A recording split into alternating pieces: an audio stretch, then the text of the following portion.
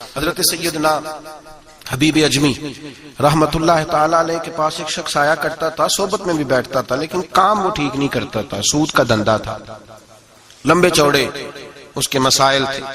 حالانکہ ایک ہی بیٹی تھی، وہ بھی دونوں ٹانگوں سے معذور تھی، دونوں ٹانگوں سے معذور، بڑے حکیم طبیب دکھائے لیکن بچی کو شفا نہیں ہوتی۔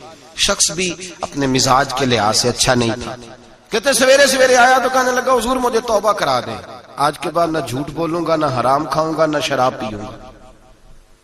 تو کہتے ہیں جتنے لوگ بیٹھے تھے کان کھڑے ہو گئے، کہا تجھے کیا ہوا؟ کہنے لگا 11-12 سال کا نوجوان آیا مجھے توبہ کرا گیا، چڑھتی جوانی، 11-12 سال 14-15 سال کا بچہ مجھے توبہ کرا گیا۔ تو کہتے ہیں ہم محو حیرت ہوئے کہ اتنا سا بچہ؟ تو کہتے ہیں کسی نیک باپ کا بیٹا تھا، کسی پرہیزگار ماں کا بیٹا تھا، گھر میں تربیت ہوئی۔ اتنے بچے تو خانقاہ بھی نہیں جاتے، اتنے سے بچے تھوڑی کسی ادارے کے فارغ التحصیل ہوتے ہیں، کس مدرسے سے پڑھے ہوتے ہیں؟ کہتے چھوٹی سی عمر۔ تو کہا جناب آپ کو کیسے ملا؟ تو وہ شخص کہنے لگا حضور کل میں گیا بازار، میں نے بغداد کے چوک سے 10 کلو مچھلی بھی خرید لی اور کچھ اور ضرورت کی چیزیں بھی، مہمان آنے تھے، وہ سارا کچھ خرید کے میں جب نکلا تو سامان زیادہ ہو گیا۔ چوک میں مزدور بیٹھے ہوتے تھے، میں نے کہا بھئی میرے ساتھ فلاں محلے تک سامان پہنچانا ہے۔ وہ بچہ کہنے لگا چچا اگر میں چلوں تو، میں نے اس کو ایڈریس وغیرہ بتلایا تو 3 دینار مزدوری طے ہو گئی سامان گھر پہنچانے کی۔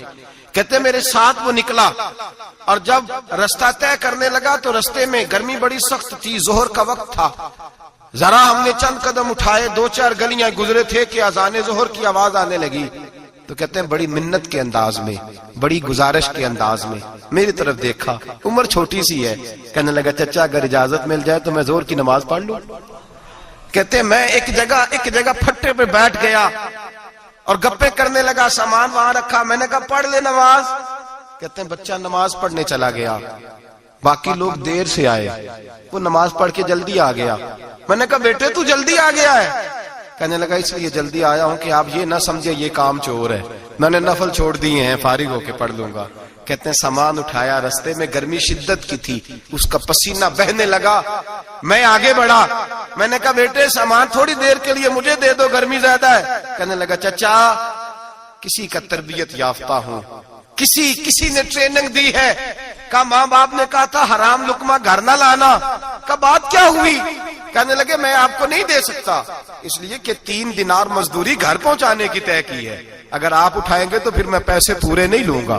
دامان نے توکل کی یہ خوبی ہے کہ اس پر پیوند لگے ہوتے پر دھبے نہیں ہوتے، میں پھر مزدوری پوری نہیں لوں گا، پیسے کم لوں گا۔ کہتے ہیں میں محو حیرت ہو گیا، اس جوان کی بات نے میرے سارے وجود تھر تھر کبا ڈالا کہ اس دور میں اس قسم کے لوگ۔ کہتے ہیں گھر لے گیا اس کو، میں سامان رکھا، میں نے کہا تم یہاں ٹھہرو میں 3 دینار مزدوری لاتا ہوں۔ کہتے ہیں پیسے لینے گیا تو بیوی کو بتایا بڑا نیک ہے، بڑا پرہیزگار جوان ہے، کہنے لگی روٹی پکی ہوئی ہے، اسے کہو دوپہر کا کھانا کھا لے۔ کہتے ہیں میں باہر گیا، 3 دینار تھمائے، میں نے کہا بیٹے ایک بات مانو گے؟ تو کہتے ہیں 3 دینار دے کے کہنے لگا اب تو آپ مالک ہو گئے، میں نے نمک کھا لیا ہے، اب تو ہر بات مانوں گا، اصلہ نال جے نیکی کریے نسلہ تاک نہیں بھول دے، میں اب ہر بات مانوں گا۔ تو میں نے کہا دوپہر کا کھانا کھا لو۔ کہتے ہیں اس کی گردن جھک گئی اور بڑے دھیمے لہجے میں کہنے لگا میں نہیں کھا سکتا، میں نے روزہ رکھا ہوا ہے، روزہ رکھا ہوا ہے، نفلی روزہ رکھا ہوا ہے۔ کہتے ہیں میں اور پریشان ہوا، میں نے فوری طور پہ سوال کیا کہ اب تو کدھر جائے گا؟ تو کہنے لگا اب میں کہیں نہیں جاؤں گا، میرے 1 دن کا خرچہ میرے ماں باپ نے جو ڈیوٹی لگائی ہے وہ 3 دینار ہے، پورا ہو گیا ہے، اب میں باقی جو وقت بچے گا یا قرآن پاک کی تلاوت کروں گا یا محمد عربی پہ درود و سلام پڑھوں گا۔ میں نے کہا افطاری کر لینا۔ کہنے لگا مجھے مسجد بتا دو، میں جا کے اللہ اللہ کرتا ہوں، مجھے شام کو لے آنا۔ افطاری ہمارے ساتھ اس کی طے ہو گئی، مسجد چلا گیا، مغرب بعد لینے گیا تو کہنے لگا عشاء کے بعد آنا، اب تو میں نے پانی سے افطار کر لیا، کھانا کھانے جاؤں گا تو جماعت رہ جائے گی۔ کہتے ہیں عشاء کے بعد میں لایا، اس کو کھانا کھلایا، رات گہری ہو گئی تو میں نے کہا تو سو نہیں جاتا؟ کہنے لگا کوئی حرج نہیں، کبھی دور مزدوری کرنے نکل جاؤں تو رہ بھی جاتا ہوں، گھر والوں کو پتا ہے۔ کہتے میں نے مسافر خانہ کھولا، یوں سمجھیے ڈرائنگ روم بیٹھک میں نے کھولی، اس کو سلا دیا، میں اور میری بیوی اپنی معذور بیٹی کو روٹی دینے گئے اور ہم نے جا کے اس کو کھانا کھلایا جو ٹانگوں سے معذور تھی، اور ساتھ کہا کہ بیٹی آج بڑا پرہیزگار جوان ہمارا مہمان ہے، آج چڑھتی جوانی اور تقوی کی روشنی اس کے چہرے سے چمکتی ہے. کیا بات ہے, بڑے ہی اچھے گھرانے کا تربیت یافتہ ہے. کہتے ہیں بچی کو کھانا کھلا کے لوٹے, اپنے کمرے میں سو گئے, بیٹی اپنے کمرے میں لیٹ گئی. ترس گئے تھے کہ بیٹی قدموں پہ چلے. تہجد کا وقت ہوا تو دروازے پہ دستک ہوئی.